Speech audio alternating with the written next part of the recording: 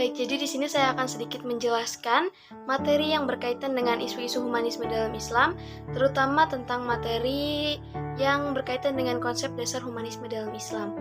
Jadi humanisme ini kaitannya erat sekali dengan manusia, dan berbicara perihal humanisme, mungkin kita sudah gak asing lagi mendengar kata ini, karena humanisme sendiri merupakan istilah umum untuk berbagai jalan pikiran yang berbeda yang memfokuskan dirinya pada solusi umum dalam masalah-masalah atau isu-isu yang berhubungan dengan manusia. Jadi, secara singkat, bisa diambil kesimpulan bahwa humanisme ini merupakan masalah-masalah yang berkaitan dengan manusia.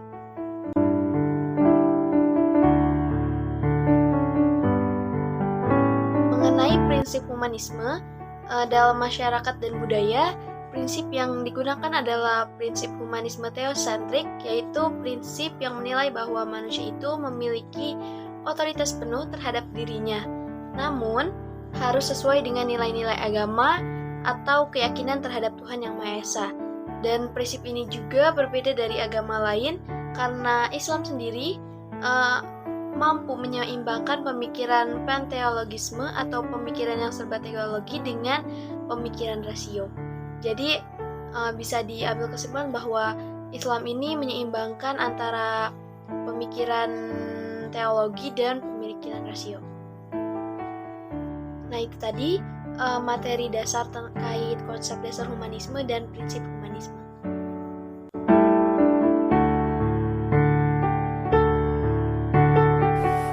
Nama saya Arif Fabris Utama. Di sini saya akan melanjutkan materi yang telah disampaikan. LGBT dalam perspektif HAM.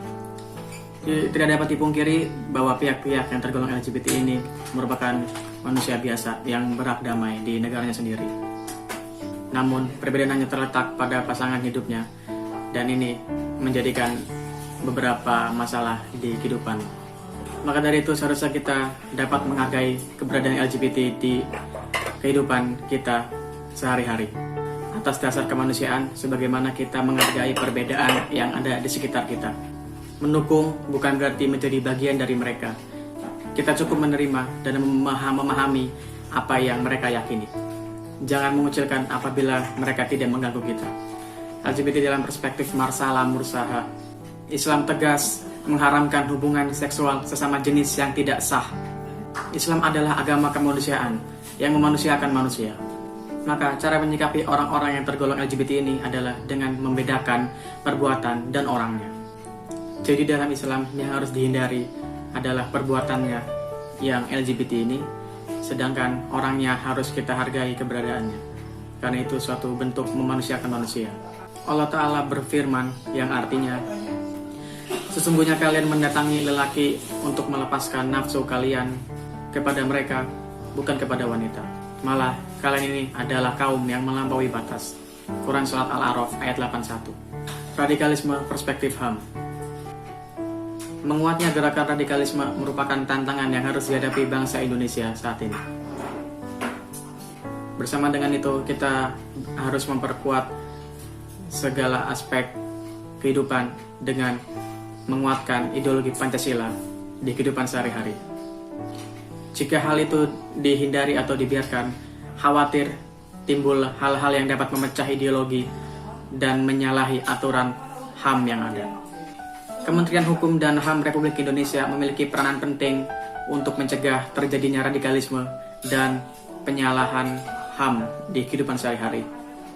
Melalui pemberian pendidikan HAM kepada masyarakat. Substansi pendidikan HAM yang difokus ditekankan adalah toleransi kepada sesama dan penguatan ideologi Pancasila sebagai ideologi bangsa. Hal ini penting karena dengan adanya pendidikan tersebut diharapkan paham radikalisme itu mengikis melalui pendekatan yang tidak memiliki potensi ancaman dan kekerasan serta mengarah kepada prinsip-prinsip HAM.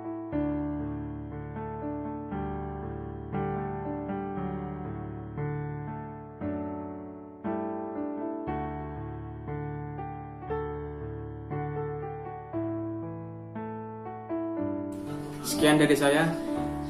Materi ini akan dilanjutkan kepada pemateri selanjutnya.